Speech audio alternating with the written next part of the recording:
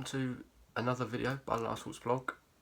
It's me again, and I'm here this time to look ahead to Saturday's game against Peterborough. It's Peterborough come to Priestfield on Saturday, and it's yet another massive game for us. I mean, it's starting to sound really cliche now, but they are getting bigger and bigger by the week. Especially when you consider the last two results we've had, where we've been beaten 4-0 and then 4-1 by Bolton and Rochdale respectively. Because I mean, before then, we'd beaten Bury and Scunthorpe, was it? I believe. Obviously, and the wins and the points there took a little bit of pressure off us temporarily, and it sort of we looked a lot more comfortable in our fight for survival. But then back-to-back defeats since then, heavy ones at that, have put us right on the back foot again, leaving us looking over our shoulders once more. And after such damaging defeats, it makes the next win look a lot more difficult than it could have been. But I mean, given our remaining 7 games of the season, many would have looked at this one Saturday coming up and said it's probably the easiest of the lot. So I wouldn't go too far to disagree with that either. To be honest, on paper it probably is our most winnable game left. So that's one we've got to get the points. There's no excuses. We can't make excuses. We've got to deliver. Whatever the injury situation is, whatever team we put out, they've got to go out there, put the ball in the back of the net, keep it out of our own net, and get 3 points on the board. Because if we don't, we're going to be looking really dodgy. I mean, I know Adrian Pennant did his press conference Thursday morning. I'm not going to lie, I've not listened to it, but I've seen the quotes. The reason why I've not listened to it is because it's to me now it's just like listening to a song you dislike over and over again. It's the same kind of comments coming out every week. How they're learning, the players have been great, they can't wait for the weekend, and so on and so forth. But at the end of the day now, it's crunch time. It's crunch time of the season, where talk is totally irrelevant. It's the results that get printed on the paper on a Sunday, which is all that matters now. And that's what we need to focus on. Less hype around the talk, and more focus on what's going on the pitch and the results that we're delivering. Because we just need to, by hook or by crook, get 6 or 7 points in these last 7 games to ensure we stay up.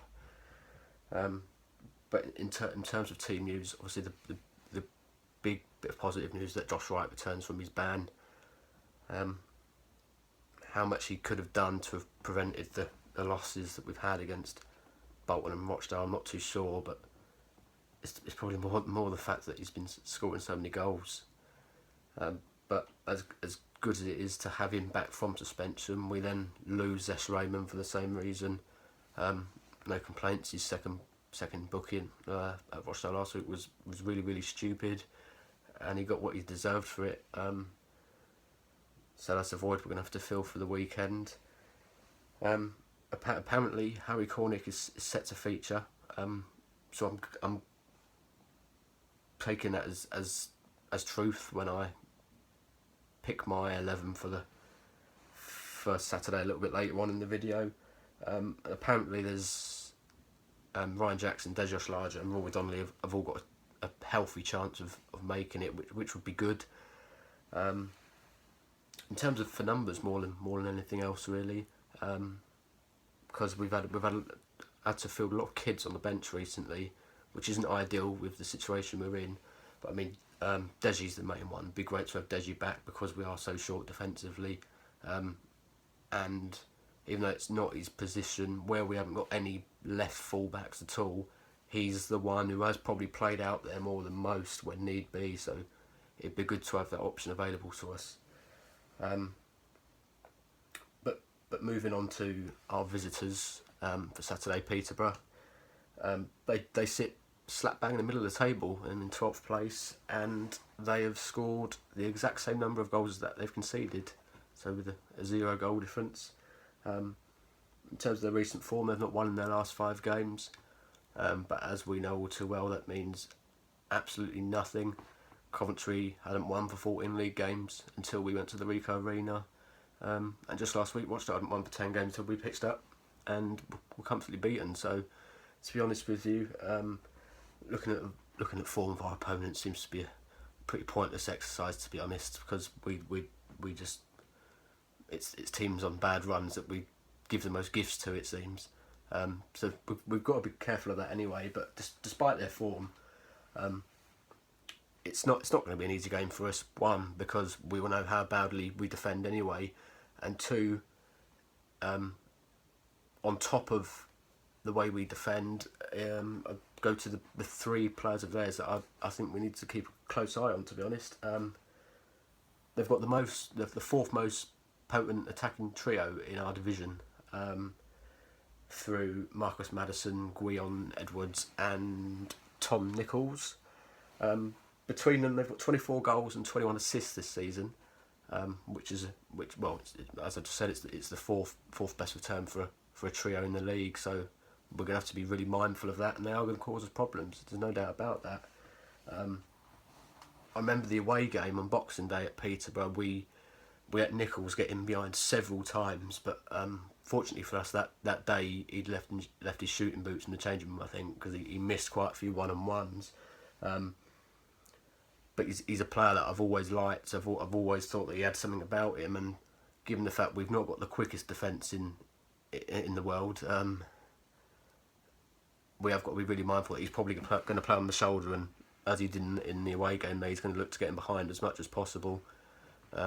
And with the likes of Amer, Dickinson, I know they're not particularly quick, so if he did get wrong side of them, there's every chance he's going to get away from them, getting on goal quite comfortably. But moving on to how I'd line up, obviously we've been playing this wing-back system for so long, and I know I said in my on the social video the other day that it seems as though it's the only thing we can play because we've got no full-backs, but it's not working. Frankly, we've been taken to the cleaners the last 2 games, and there's been other games where we've not played particularly well at all. So on the provision that Oshilaja is fit, I would scrap it. So this isn't what I think the team will be, it's what I personally would do with what we've got. Fitness dependent, I would go to a 4-3-3. Obviously, I mentioned it on the social video, I think Nelson will keep his place for the rest of the season. So I'll go with him in goal. With a back 4 of Jackson, again fitness dependent. Oshilaja and Amer at centre back. Like I say, Nichols is no slouch, and we'll look to get him behind. And if any of our defenders have got a little bit of pace about them, you could say it's Deji, so it'd be nice to have him in there in the middle. Left back, obviously this is whether we play 4 at the back, whether we play 3 at the back with wing backs, we've not got a natural left full back / wing back, so whoever plays there, it's going to be someone out of position as such. So again, fitness dependent, I'm going to go with Scott Wagstaff there, because I think he has got that forward thinking mind, and also he does a job defensively. I don't think he lets anyone down. So with what we've got to fit that system, that's what I'd go there. And then moving into midfield, so looking at 3, I would go with Josh Wright back from his ban. Great to have him back. We've in there with Mark Byrne, and then Bradley Dack just in front of those with a front 3. This is probably the more controversial bit of what I'd go with. I'd go with McDonald through the middle, with either side of them Harry Cornick and Elliot List. Cornick, we've waited long enough. He's fit apparently. Let's see what he can do.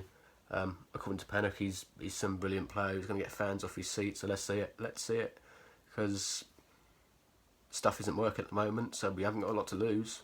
We're getting smashed out of sight in games at the moment. So let's give something different a try.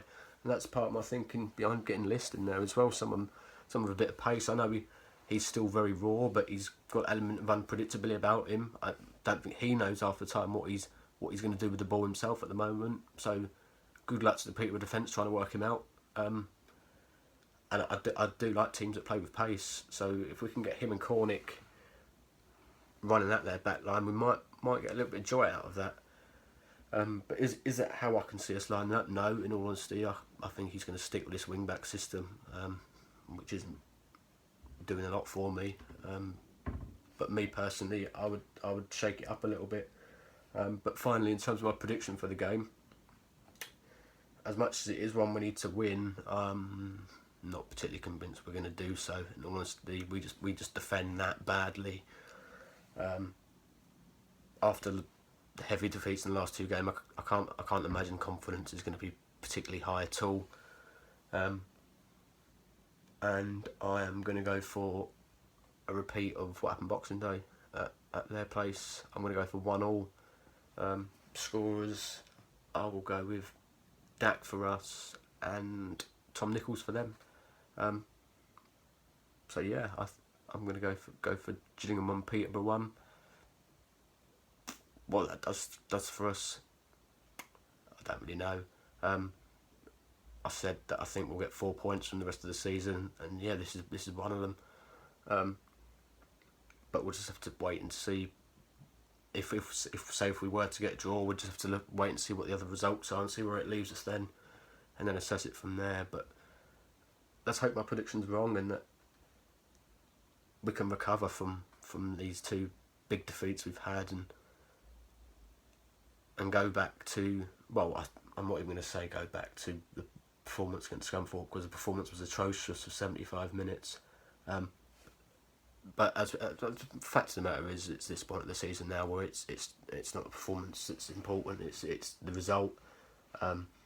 So on going back on the fact of the Scunthorpe game from that point of view, if we could replicate that in sense of we're just getting the job done, then that would be great, and that's what we need to do. So let's hope we can get the 3 points, get the victory, and then we might look a lot more optimistic in our chances of staying up. So until Saturday, up the Gills.